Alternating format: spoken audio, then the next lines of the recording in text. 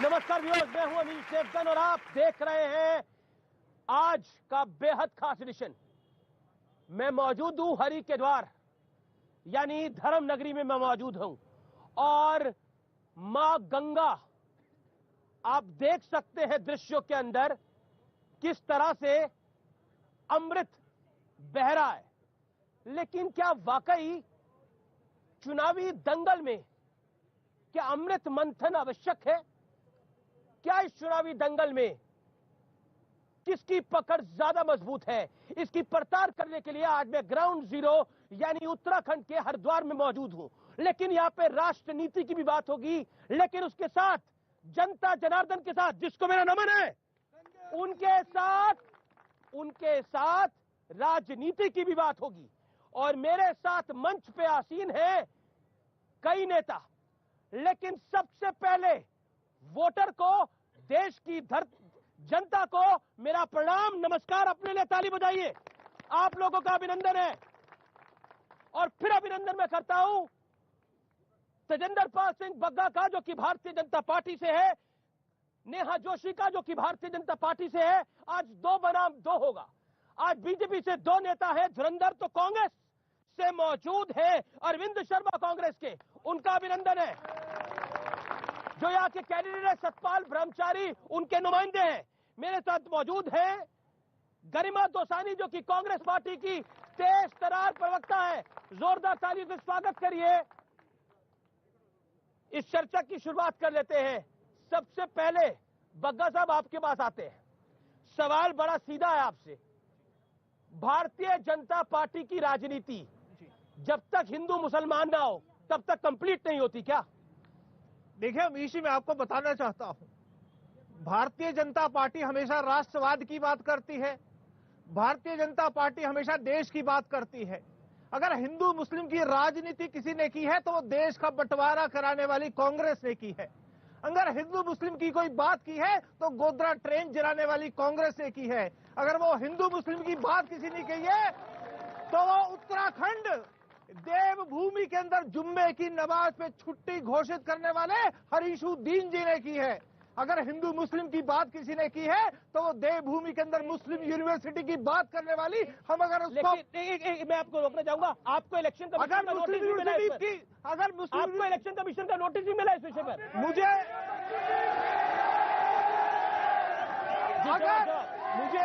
जवाब मैं अपने कांग्रेस के भाइयों से कहना चाहता हूँ, नहीं करेगा कांग्रेस के भाइयों से कहना चाहता हूँ, जितना मर्जी शोर मचा ले, भारतीय जनता पार्टी का कार्यकर्ता जब तक जिंदा है देवभूमि में मुस्लिम यूनिवर्सिटी नहीं बनने जाएगी। गरिमा जी देवभूमि में मुस्लिम यूनिवर्सिटी नहीं गरिमा जी एक सेकंड निवेदन मेरा एक सेकंड देखिए, एक सेकंड नहीं बनने देंगे मुस्लिम यूनिवर्सिटी नहीं बनने देंगे। गरिमा जी आप अपनी बात को रखिए। भारत माता की नहीं बोलेंगे कांग्रेस के लोग। देखिए भारत माता की जय में जवाब नहीं दे रहे हैं, भारत माता की जय पे जवाब नहीं दे रहे हैं, सोनिया गांधी जिंदाबाद बोल रहे हैं। बहुत शर्म की बात है। एक सेकंड भाई साहब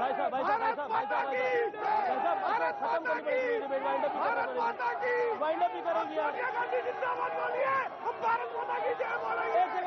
राहुल गांधी जिंदाबाद बोलिए, हम भारत माता की जय बोलेंगे। मेरा रिक्वेस्ट प्लीज एक आप जितना भाई साहब भारतीय जनता पार्टी का आखिरी कार्यकर्ता जब तक जिंदा है मुस्लिम यूनिवर्सिटी नहीं बनने देंगे। भारत माता की भारत माता की जय, भारत माता की जय, भारत माता की जय, भारत माता की जय, भारत माता की भारत माता की भारत माता की आप देखिए पीछे होइए भारत माता की भारत माता की भारत माता की नहीं भाई अमीर जी इतनी बढ़िया बात कर रहे हैं, अमीर जी की बात सुननी चाहिए आपको। अब आप लोग मेहमान पीछे बैठे, तो अभी आपने देखा चर्चा में किस तरह से थोड़ा उबाल आ गया। मैं गरिमा जी का रुख करता हूं। गरिमा दोसानी, आपका जवाब क्या होगा? क्या भारतीय जनता पार्टी राष्ट्रीय मुद्दों को लेकर उत्तराखंड में आ रही है?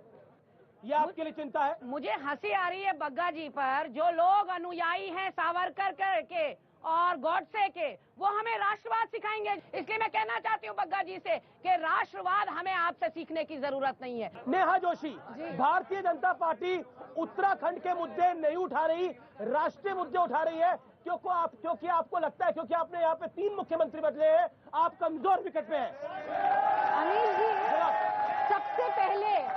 सबसे पहले तो हमें गर्व है कि हमारे पास मोदी जी जैसे नेता हैं और राष्ट्रीय और अंतर्राष्ट्रीय उपलब्धियां हैं। अगर इनके पास नहीं है कोई बोलने के लिए तो ये भी क्या करें। अब मैं बात करती हूँ उत्तराखंड के मुद्दों की। अगर ऑल वेदर रोड बनी तो कहाँ बनी? उत्तराखंड में बनी। अगर करण प्रयाग तक रेल पहुँच रही है तो कहाँ पहुँच रही है? उत्तराखंड में पहुँच रही है। अगर जन धन के कनेक्शन दिए गए हैं लाखों महिलाओं को तो वो उत्तराखंड में दिए गए हैं। अगर उज्ज्वला गांव-गांव तक पहुंची, उत्तराखंड में पहुंची, ये सब उत्तराखंड के मुद्दे हैं जिनकी चिंता इन्होंने कभी नहीं करी। ये विकास की बात करेंगे तो हम विकास में जवाब देंगे, ये मुस्लिम यूनिवर्सिटी की बात करेंगे तो हम जय श्री राम में जवाब देंगे। वो कह रहे हैं कि आप मुस्लिम यूनिवर्सिटी की बात करेंगे तो हम जय श्री राम में जवाब देंगे। वो कहते हैं बाबा नरेंद्र मोदी है। क्या आपको लगता है नरेंद्र मोदी जिस चुनाव में आते हैं वो बड़ा फैक्टर बन जाते हैं? इस बार उत्तराखंड में भारतीय जनता पार्टी नरेंद्र मोदी की बात कर रही है, लेकिन क्या आपको लगता है कि नरेंद्र मोदी एक बड़ा फैक्टर है? वो दिन हवा हुए जब पसीना गुलाब था। इस कोरोना काल में लोगों ने देख लिया कि जब जान पर बनती है ना मोदी आते हैं, ना अमित शाह आते हैं, ना राजनाथ आते हैं, कोई नहीं आता। हमको गरीब जनता को बचाने कोई नहीं आता। इसलिए मैं नेहा जोशी जी से कहना चाहती हूँ कि आज आखिरी साल में 3 मुख्यमंत्री बदले, अपने मुख्यमंत्रियों के ऊपर फेल का स्टैंप लगा दिया। मुख्यमंत्री बदलने को फेलियर कहते हैं तो मैं पूछना चाहता हूँ पंजाब में फिर इन्होंने क्या किया? मैं इनसे पूछना चाहता हूँ। और ये कोविड की बात कर रहे थे, कोविड के अंदर हर गरीब के घर अगर राशन पहुँचाने का काम किया तो नरेंद्र मोदी सरकार ने किया। और जो वैक्सीन की बात की, भारत ही नहीं, जनता का अधिकार है। वो आपने एहसान नहीं करा जनता पर, वो आपने एहसान नहीं करा।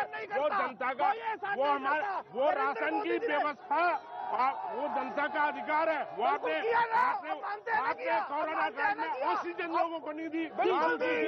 अभी थोड़े पीछे हो जाइए, आप लोग पीछे होइए भैया, पीछे होइए। लाइव और एक्सक्लूसिव आप देख रहे हैं हरिद्वार से, कैमरा से पीछे हो जाइए, मेरा निवेदन है।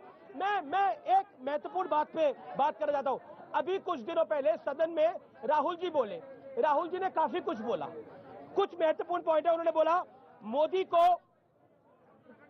मोदी ने जो पॉलिसी बनाई है उसमें 2 हिंदुस्तान है, गरीब हिंदुस्तान है, एक अमीर हिंदुस्तान है। उसके बाद एक सेकंड, अरे आपके नेता की बात करो ना, लेकिन एक सेकंड, क्या आपको लगता है गरिमा जी सवाल आपसे है, क्या आपको लगता है जो राहुल गांधी ने कहा India is a union of states not a nation, क्या आपको लगता है ये भारत एक देश नहीं है, ये झुंड है राज्यों का?